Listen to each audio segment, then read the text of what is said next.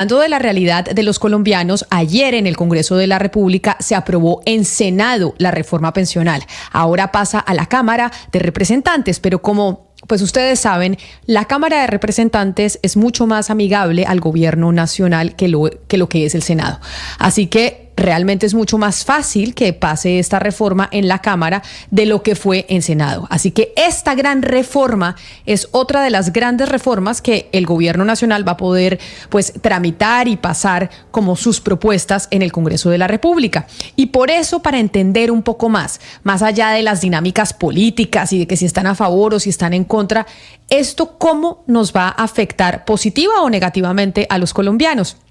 El doctor Kevin Hartman, y lo digo doctor porque evidentemente es doctor y de hecho está haciendo su postdoctorado en la Universidad de Louvain, nos está acompañando hasta ahora en Mañanas Blue. Doctor Hartman, abogado experto en pensiones, quien además asesoró todo este proyecto que presentó el gobierno nacional. Mil gracias por estar con nosotros hoy aquí en los micrófonos de Blue Radio. Bienvenido. Gracias, Camila, por la invitación y para mí es un gusto muy grande estar acá. Una pequeña cosa, yo en efecto tuve una asesoría de 4 meses el año pasado con el gobierno nacional para la construcción del proyecto original y ya a partir de ese momento no tengo ninguna relación con el gobierno. Por tanto, no puedo hablar ni a nombre del gobierno ni a nombre del oficialismo, digámoslo así.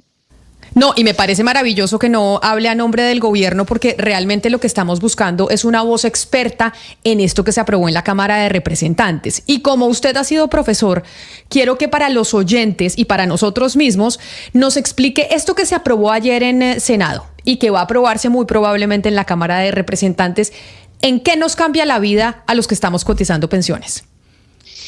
Bueno, Camila, muchas gracias. Digamos, un poco el contexto más importante es entender que en efecto hay una reforma estructural al sistema de seguridad social en pensiones y se transforma en un esquema integrado para la protección a la vejez, en donde se transita de un sistema cuya protección está basada exclusivamente en las contribuciones pensionales a un sistema en donde se coordinan varios mecanismos de protección a la vejez para poder permitirle a las personas que, dependiendo del perfil que tengan en su momento y su situación a la edad de retiro, puedan tener de cierta manera alguna ayuda o de alguna manera alguna protección en la vejez. ¿Qué nos cambia en términos prácticos? Nos cambian dos cosas.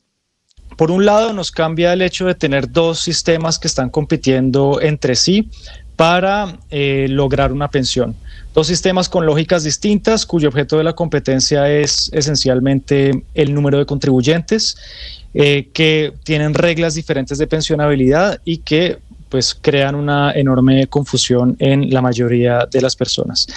Lo cambiamos por un sistema de reglas únicas, en donde existe, como insisto, de acuerdo con el perfil de la persona y su situación en la edad de retiro, varios mecanismos distintos de protección que le permitirán de cierta manera, de una manera u otra, tener un ingreso en la vejez. Nos cambian también obviamente la forma de cotizar al sistema, mientras hoy en día tenemos, insisto, dos sistemas en donde uno puede escoger a cuál pertenecer y que se puede cambiar durante cada 5 años hasta llegada a cierta edad. Nos vamos a trasladar a un sistema en donde esa escogencia solamente será limitada para aquellas personas que tengan unas cotizaciones por encima del famoso umbral, porque podrán pues, cotizar a la administradora de fondos de pensiones que quieran. Nos va a cambiar también la forma de liquidar las pensiones.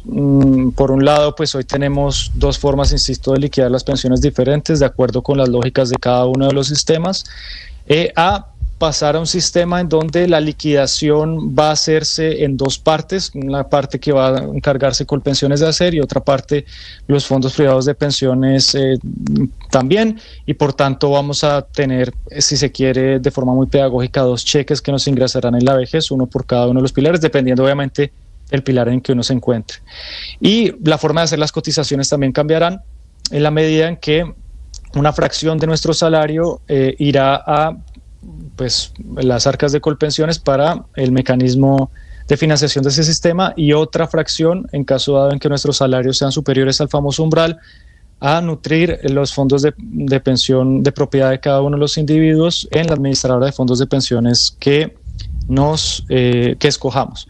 Luego son cambios de esa naturaleza importantísimos, es una reforma estructural, como todo cambio de legislación y como todo cambio de estructura en el sistema de protección a la vejez, pues va a implicar una transición, va a implicar una serie de regulaciones nuevas. El Congreso de la República ha venido haciendo un trabajo de introducir una serie de mejoras, a mi juicio, en el proyecto original, que, insisto, va a impactar de una forma u otra a las personas que hacemos parte del Sistema Integrado de Seguridad Social en la Vejez en Colombia.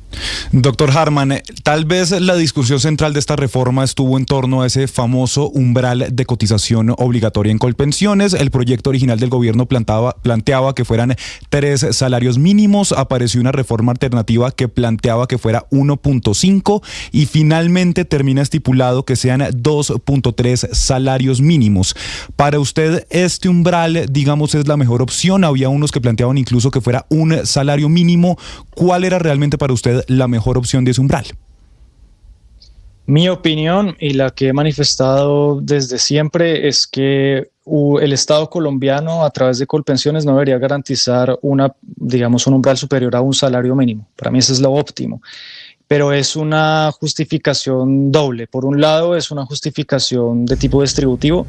A mi juicio, el rol del Estado deberá ser limitado en una redistribución básica que siga los lineamientos constitucionales de cuál es el criterio de adecuación mínima que debe tener una pensión en Colombia, y esa adecuación mínima es un salario mínimo, y por tanto el rol del Estado debería estar acotado a eso.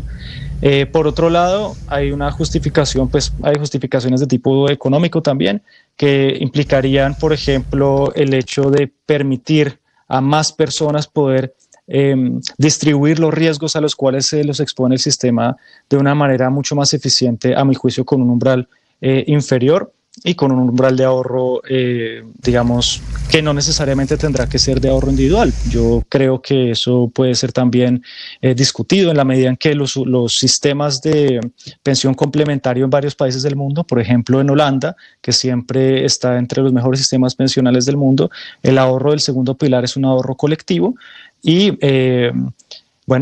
además tiene una participación los actores sociales, como lo llaman los holandeses, es decir, los sindicatos y los empresarios en la administración de ese tipo de fondos. En Inglaterra también hay muchos planes de pensiones de segundo pilar ocupacional que son colectivos y, insisto, para mí podría ser una mejor reforma, pero es lo que está. ¿Es mejor que 3? En efecto, creo que sí. ¿Es mejor que 1.5? Probablemente no, pero la reflexión que hay que dar es que en efecto pues no hay una reforma perfecta. Todas las reformas deberán tener de alguna manera un consenso político que trate de articular todos los intereses de los partidos y las opiniones políticas y naturalmente de los expertos y académicos que sean consultados. Y bueno, esto es lo que tenemos en este momento. Yo no he encontrado la primera reforma pensional en el mundo en donde una serie de iluminados la redacten y un Congreso simplemente firme como una especie de notario una reforma pues absolutamente perfecta, ¿no? Todas las reformas deberán tener un objeto de negociación y eso es muy importante tenerlo en cuenta.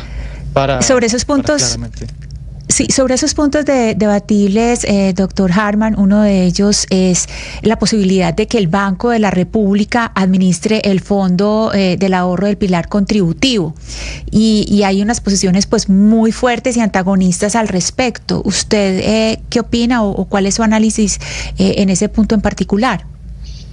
Yo creo que es una buena idea en general, a defecto de no tener otra mejor institución con la seriedad, el rigor y el reconocimiento que tiene el Banco de la República y sobre todo su independencia. Ayer el doctor Villar, gerente del Banco de la República, decía en una entrevista en un medio de comunicación precisamente que haberles otorgado esa responsabilidad al Banco de la República demuestra naturalmente una visión de seriedad e independencia de esa institución, cosa que es muy importante, garantizada desde la Constitución y mantenida precisamente por las diferentes juntas directivas de ese Banco de la República. Es muy importante tener una cosa clara, Cristina, usted lo decía, y es el Banco de la República no va a administrar toda la plata de las pensiones de Colombia, ¿no? Solamente va a administrar la plata de una cosa que se llama el Fondo de Ahorro Colectivo, que a mi juicio se debió haber llamado el Fondo de las Generaciones Futuras porque es mucho más descriptivo, en la función que va a tener ese fondo. Ese fondo esencialmente de lo que se va a tratar es de acumular una serie de recursos para permitir el pago de las pensiones de las personas que hoy en día están trabajando, no harán parte de la transición, harán parte del nuevo sistema y se pensionarán el día de mañana. Y además trae consigo un detalle que parece menor, pero a mi juicio es revolucionario en la medida en que nos pone en la vanguardia mundial del ahorro pensional, y es un esquema de inversión que va a seguir ese fondo de cuentas generacionales, lo cual va a permitir que el fondo se vuelva perenne o permanente a través del tiempo, porque va a garantizar que la plata que llegue allí se va a dividir en subcuentas que van a tener pues un criterio de cohorte. Cada una de las cohortes de las personas que estamos cotizando en este momento al sistema de seguridad social y vamos a entrar al nuevo sistema, va a hacer sus aportes allí, y o la fracción de la cotización que va a entrar al fondo de las generaciones futuras, y ese capital se va a distribuir en el futuro cuando nuestra cohorte, la mía, la de la gente nacida, no sé, entre el 90 y 93, se vaya a pensionar, de suerte que el fondo de ahorro colectivo no tenga una desacumulación como la que se venía proyectando en varios estudios en el año 2050, sino que se va a garantizar su permanencia a través del tiempo precisamente por este mecanismo de las cuentas generacionales. Eso es muy importante tenerlo en cuenta. Y lo otro que quería decir respecto de esto es que, bueno, el gerente Villar habló ayer en ese medio de comunicación precisamente de lo que yo también he expuesto, y es: el Banco de la República tiene experiencia en el manejo de la administración de este tipo de fondos, ya tiene en su cabeza al menos 3, el de crédito hipotecario, el de estabilización de la gasolina, el de estabilización del Sistema Nacional de Regalías, en su función como agente fiscal del gobierno, como lo manda la Constitución Política. Luego, además, lo último, ahí sí, perdóneme si me extiendo, es que las decisiones de inversión de ese fondo no van a ser hechas por la Junta Directiva del Banco de la República, porque ahí sí habría un potencial conflicto de interés en el tipo de decisiones que tiene que tomar la Junta Directiva y el fondo mismo. Va a ser tomada por un equipo directivo que se crea también en este proyecto de ley, en donde va a haber una alta participación de personas independientes y expertos que vienen normalmente de las universidades y de otros sectores, con una participación minoritaria del gobierno, y cuyo rol esencial del Banco de la República va a ser pues con un miembro y la Secretaría Técnica de ese comité. A mí, cada vez que hablan de esos comités de expertos que van a tener independencia y que vienen de las universidades, me acuerdo de la Comisión Nacional de Televisión, doctor Harman. Y por eso le pregunto, no, de verdad, que nos dijeron, no, es que se va a hacer con expertos las universidades, y allá en las universidades también se cooptaron la politiquería y terminaron unos políticos en la Comisión Nacional de Televisión allá tomando decisiones sobre el espectro. ¿Cómo se van a elegir esos expertos que van a definir cómo se invierte esa plata de nosotros, los colombianos que aportamos a pensión?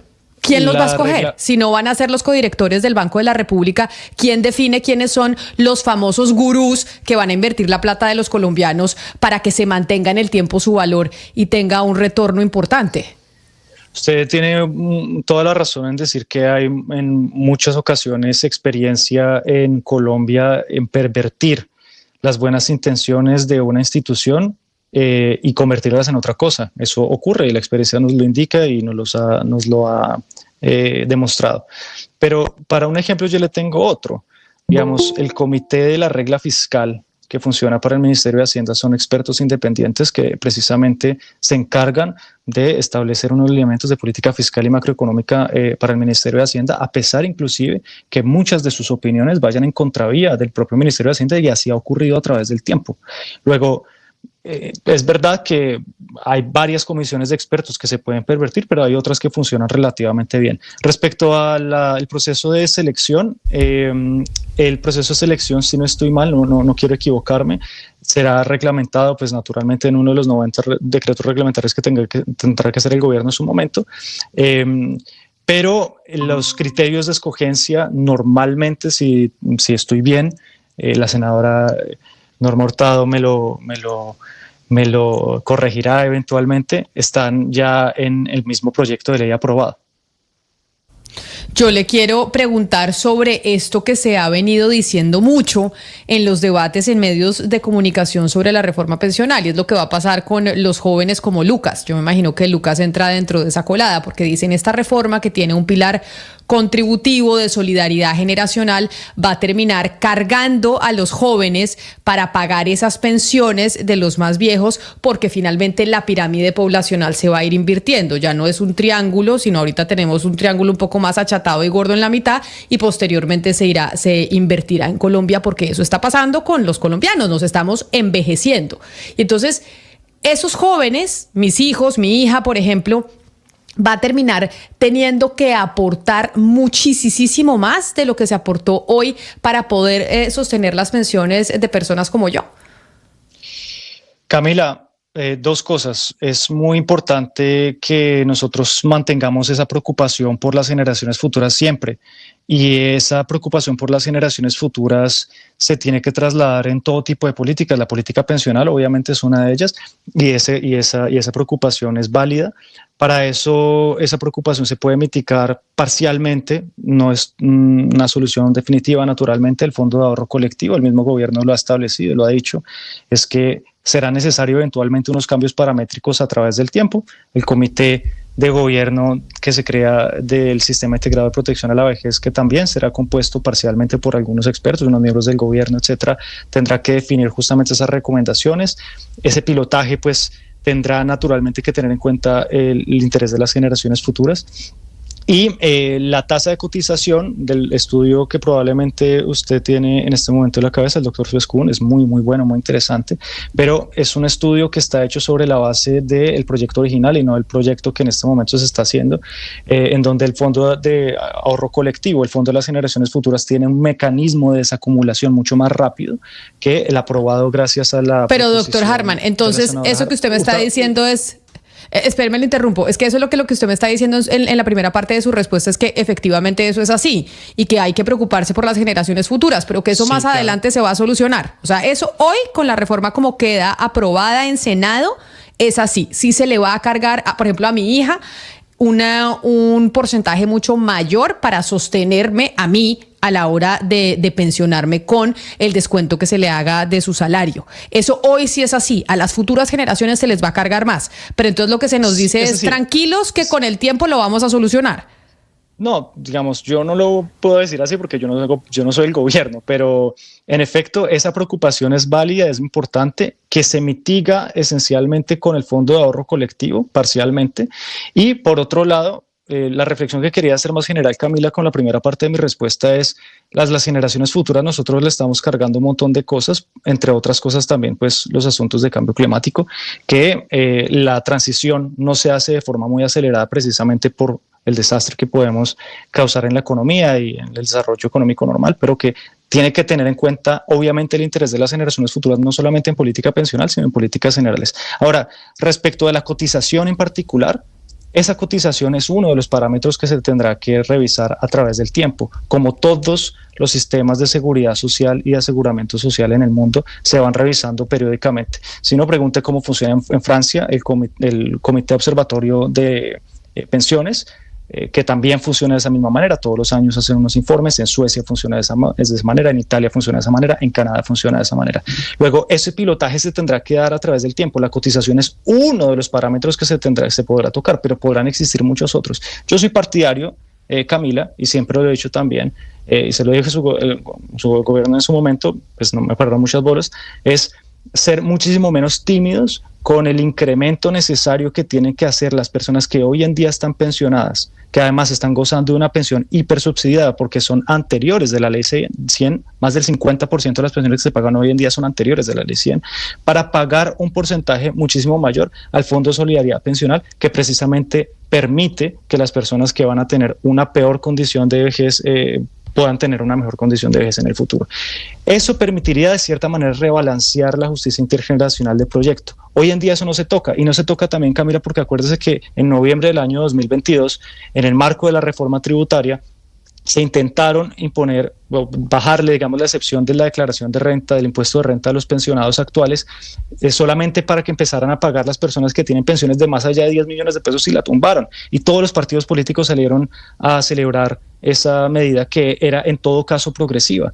Luego, en efecto, sí, los jóvenes vamos a tener que tener una carga superior en esta reforma pensional, eso es absolutamente cierto.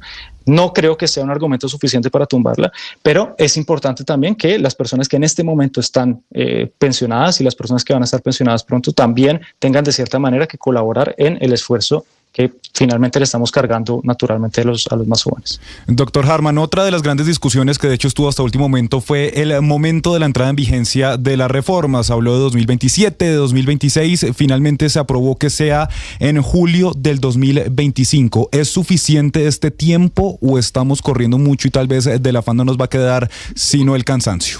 Del afán puede quedar solamente el cansancio, efectivamente, eso es lo que yo dije ayer. Yo creo que una reforma de esta naturaleza, sobre todo por dos razones. Uno, los 90 decretos reglamentarios que va a tener que expedir el gobierno. Y dos, la carga o el cambio administrativo que va a tener que asumir Colpensiones en su nuevo rol, no es tan claro que se pueda hacer en un año. Para poner un ejemplo, el ejemplo lo ponía yo ayer. Los holandeses tuvieron una reforma pensional que fue discutida durante 4 años, hasta que todas las fuerzas políticas más o menos estuvieron de acuerdo. La aprobaron, con varios cambios, obviamente. Entraba una reforma, salió otra.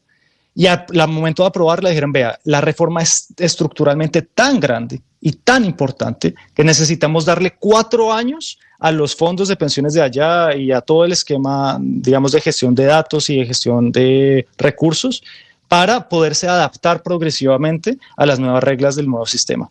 Luego, yo creo, no estoy seguro que efectivamente sea únicamente, que haya un número mágico, 4 años, 5 años, lo que sea, pero creo que un año puede ser un periodo demasiado corto y demasiado acelerado para una reforma de esta magnitud. Yo pensaría que por lo menos se necesitarían 2 años. Y yo digo lo de Colpensiones por lo siguiente, yo no me lo estoy inventando, no estoy especulando que Colpensiones está preparada. El informe de la Contraloría que publicaron hace 2 meses, de diciembre del 2023, la Contraloría le preguntó a Colpensiones, ustedes ¿cómo va a ser? Muéstrenos su plan de transición para el nuevo rol que la reforma pensional les está otorgando. Y Colpensiones respondió con que no sabía ni en qué tenía que meter los recursos ni cómo, es decir, no tenía plan, pero que lo único que sabía y sugería era que sí necesitaba un aumento de personal del 30%. Eso pues naturalmente no es un plan de nada y es un plan que pues queda muy corto respecto al nuevo rol tan importante que va a tener Colpensiones en la gestión de los nuevos cotizantes que van a llegar a ese régimen, que son 25 millones de colombianos. Luego, hasta no tener, a mi juicio, un plan detallado sobre qué se necesita exactamente en Colpensiones para poder asumir el nuevo rol que se le indica en esta nueva reforma pensional, y hasta tanto no se tenga claridad sobre la regulación específica de cada uno de los pilares que se le encarga al gobierno nacional por parte del Congreso, no echaría a andar una reforma de esta naturaleza. Pero en ese sentido, doctor Harman, de lo que usted nos está diciendo, pues de lo que no está claro, por ejemplo, del papel de Colpensiones, son 96 los artículos que van a pasar a la Cámara para su aprobación. De esos 96 artículos, de lo que usted ha visto, ¿cuál diría en esto nos estamos equivocando? Es decir, si usted pudiera sentarse con los integrantes de la Cámara y decir, ojo con este artículo o con estos artículos que aquí nos estamos equivocando, ¿usted de cuáles hablaría? Ana Cristina, pues muchos, insisto que no hay una reforma perfecta y por supuesto no me gustaría tampoco imponer mi voluntad, no está en mi naturaleza, pero yo hablaría al menos de 3 cosas que me parecen muy urgentes. Yo he insistido en que mi obsesión en este momento, durante los últimos meses, durante el último año, ha sido el pilar semicontributivo, las personas que van a llegar a la edad de pensión sin las suficientes semanas para poder tener una pensión completa o una pensión anticipada. Esas personas van a llegar allí producto de las insuficiencias y deficiencias del mercado laboral colombiano, que los condena a la informalidad y al desempleo, y pues las pocas oportunidades que nos da Colombia o las distribuye mal. A esas personas se les va a reconocer, a pesar de que hubo esfuerzos por parte del Senado de la República en aumentar un poco el subsidio que le entrega el Estado a las personas que se van a encontrar en ese pilar semicontributivo, de todas maneras la mesada que van a recibir va a ser de todas maneras insuficiente, y puede ser, y ojalá me equivoque, que si las tasas de informalidad se mantienen en el tiempo, estas personas vayan a constituir la mayoría de las personas que van a ser beneficiarias del sistema de protección integrado de la vejez. Si damos a la mayoría de personas una pensión insuficiente, vamos a tener un estallido social como tuvo en noviembre del 2019 Chile, que precisamente porque la mayoría de las personas, producto también de la informalidad en el mercado laboral de ese país, reciben pensiones de 50, 60 dólares mensuales, salieron a tomarse las calles y pues casi toman al presidente Piñera en ese momento. Entonces yo creo que la legitimidad de un sistema también se mide en la adecuación de las personas que más problemas van a tener a la hora de lograr una pensión en su vejez. Esa sería mi obsesión, revisar ese sistema contributivo a fondo, revisar también la manera en que las personas en la informalidad pueden cotizar al sistema. Hoy en día existe el programa de los BEPS, eso no parece ser tan claro que se vaya a mantener a través del tiempo, para permitir a las personas que mientras están en la informalidad facilitarles la vida y darles la posibilidad de hacer pequeños aportes a través del tiempo y no solamente un cuarto de un salario mínimo y cotizar sobre una sola semana como queda en el proyecto de ley. Estos mecanismos existen en el mundo. En el norte de África existen un montón de programas que se llama Smartphone Pensions, en donde con aplicaciones tipo WhatsApp uno puede hacer cotizaciones pequeñas al sistema de seguridad social y eso le va contando eventualmente para una mejor pensión el día de mañana. Estoy pensando sobre todo en las personas, por ejemplo, como las mujeres camaroneras de Buenaventura. Estoy pensando en ellos, estoy pensando en los campesinos cuya tasa de informalidad es del 89%, estoy pensando en la mayoría del país, diferente a Bogotá, Medellín, Cali, Bucaramanga y San Andrés, que tienen las mayores altas, digamos, tasas de pensionabilidad del país, que les permita contribuir más al sistema. Esa es mi obsesión.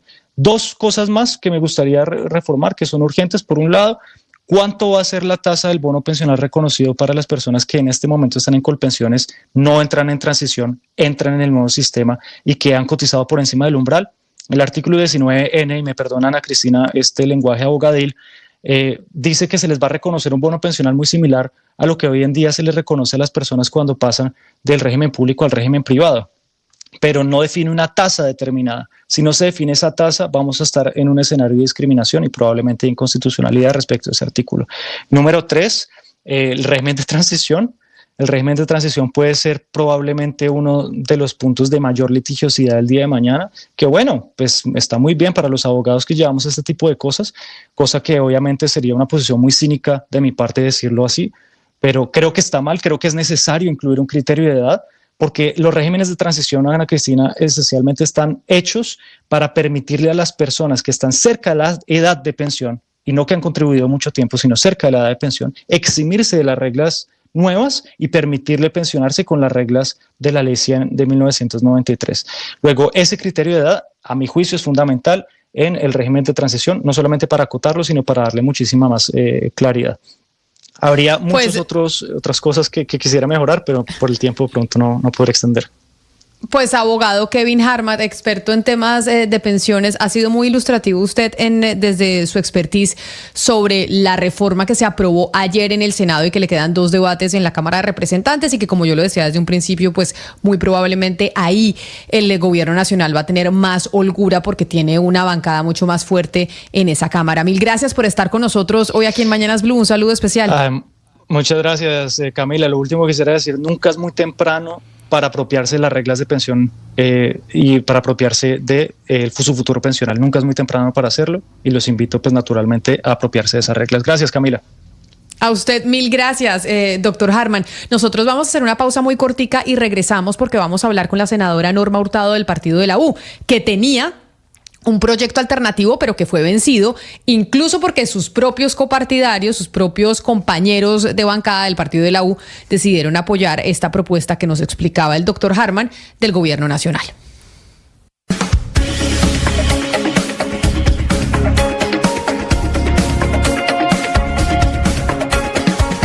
Atención, hay una noticia urgente. Señoras y señores. Tendencia a nivel global. Bienvenida, mil gracias por estar con nosotros hoy aquí en Blue Radio. Usted enfermo por el fútbol y los compañeros de seminario en retiros. Rezando rosario y yo.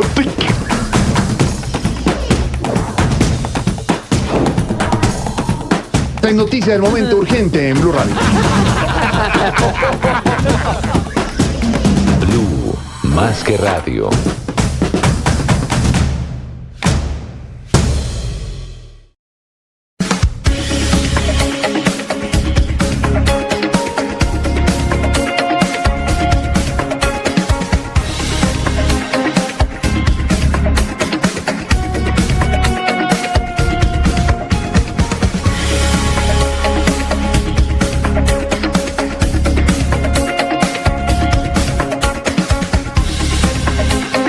lidiamos con enfermedades mentales y con conflictos emocionales, y es muy difícil hablar de eso en voz alta. Soy María Elvira Arango y los invito a escuchar Qué locura, historias reales de lo que no se habla, con testimonios conmovedores y con expertos y especialistas. Escúchenos, este es un lugar seguro. Este podcast es impulsado por porquequieroestarbien.com, el programa de salud mental de la Fundación Santo Domingo.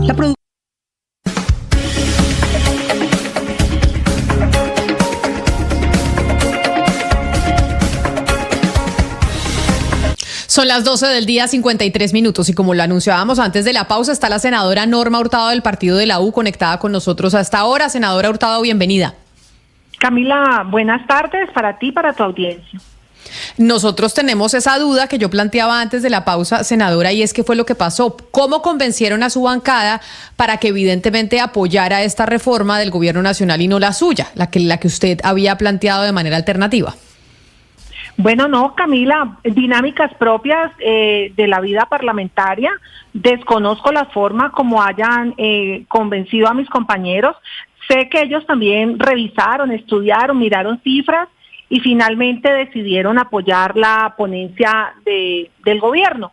Pero pues yo decidí dar la pelea, tenía puntos de honor que consideré que había que defenderlos, como el tema del umbral, el tema del Banco de la República. Usted sabe que es una proposición que surgió en la Comisión Séptima, acompañada de senadores como Nadia Ablel, como Honorio, como Alirio, y que pues teníamos que dar la pelea hasta el último momento. Ayer era un día muy difícil donde yo no compartía muchos de los artículos. Entré puntualmente a la plenaria a defender lo que decía el doctor Kevin ahora, y era la entrada en vigencia de este proyecto de ley. Defendí el año 2027, lamentablemente no logré las mayorías y bueno, esa es la democracia, en el Congreso se gana por mayorías y bueno, el tiempo, Camila, nos dará la razón. ¿Quién tuvo la mejor propuesta y qué significaba eso para los colombianos, especialmente para los jóvenes y las nuevas generaciones? Cuando usted dice, senadora Hurtado, que el tiempo los dará la razón, ¿qué es lo que está vaticinando? ¿Qué va a pasar? Bueno, Camila, nosotros tenemos un informe por parte del Ministerio de Hacienda, que no me canso de leer, que no me canso de mostrar, que es el concepto del impacto fiscal. Y cuando tú revisas ese concepto de impacto fiscal y empiezas a analizar las cifras de los escenarios que ellos escriben con reforma y sin reforma, empiezas a ver que el balance de cada segmento, de cada pilar, da en negativo. Cada uno de los segmentos, pilar solidario, pilar semicontributivo, pilar contributivo, todos dan el balance, dan en negativo, hasta llegar a un gran negativo de menos 126 puntos del PIC que para el año 2100. Y esto pues tiene un significado bastante grande, cerca de 1.900 billones de pesos al año 2100. Y da en negativo, pero después de mostrar todo este impacto y mostrar que en el 2070, Camila, la gráfica tiene un bajonazo y la ministra nos sostiene que allí es donde se acaba el ahorro, pues finalmente el último párrafo dice que, como se mencionó previamente y hemos demostrado consistentemente, se da el aval fiscal a este proyecto de reforma. Entonces, a nosotros nos genera la duda, a todos los que analizamos este impacto.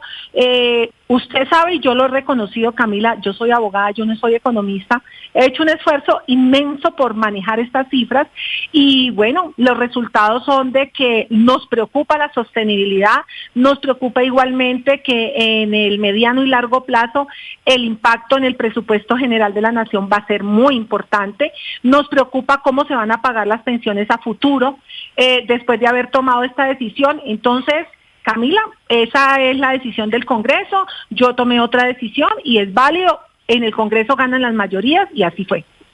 Y como en el Congreso ganan las mayorías, este trámite en la Cámara de Representantes, como yo le he venido diciendo, senadora Hurtado, pues va a ser mucho más fácil. Es decir, que eso que ustedes aprobaron ayer en Senado, casi que esa va a ser la reforma pensional que vamos a ver los colombianos después de la conciliación y después de todos los trámites que se necesitan en el legislativo.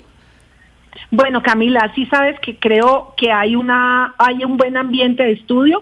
Ya muchos han pasado por aquí en esta última semana, representantes a la Cámara, pidiendo documentos, pidiendo los resúmenes, pidiendo explicaciones, pidiendo el porqué del 1.5, evaluando. Hay un ambiente de estudio, por lo menos ambiente de estudio hay, Camila. Y bueno, estamos entregando todas estas ayudas que nosotros logramos consolidar a lo largo de todos estos meses y estamos facilitándola a todos los representantes a la Cámara que quieran pasar por aquí. Ya me imagino el gobierno hará lo propio, pero lo que corresponde a Norma Hurtado, ayudaré a todos los representantes que quieran conocer nuestros puntos de vista. Pues senadora Norma Hurtado, yo le agradezco enormemente que nos haya atendido el día de hoy después de lo que pasó ayer en el Senado, un triunfo del gobierno aprobando esa reforma pensional y esperando qué pasa en los 2 debates que faltan en la Cámara de Representantes. Le mando un saludo muy especial, senadora Hurtado, por haber estado con nosotros. Pero Camila, déjeme despedirme con algo. Tenemos otro triunfo. No fue fácil lo del Banco de la República. Si usted mira el primer oficio donde propusimos que fuera el Banco de la República, es de junio del 2023. Tantos meses diciéndonos no, no, no y no. Y lo logramos, Camila. Y no solamente logramos el artículo del Banco de la República, que es el artículo 24, mejorado. Logramos un artículo nuevo en el cual damos los principios, decimos cómo se conforma ese comité que va a direccionar y que va a tener la responsabilidad de los ahorros de los colombianos y también logramos las funciones. Eso poco se ve en una ley, lo logramos, lo dejamos explícito y ese es un triunfo para todos los colombianos. Es un triunfo para la democracia porque es darnos cuenta que se pueden generar consensos en medio de diferentes ópticas frente a un proyecto y una reforma tan importante como esta reforma pensional que se está tramitando en Colombia. Senadora Hurtado, mil gracias por estar con nosotros. Feliz resto de día. Bueno, Camila, un abrazo a ustedes y ojalá la Cámara de Representantes continúe en un análisis profundo de esta reforma. Y es que en democracia se pueden dar grandes transformaciones. Sí, señor, cuando se hacen y se tienen consensos entre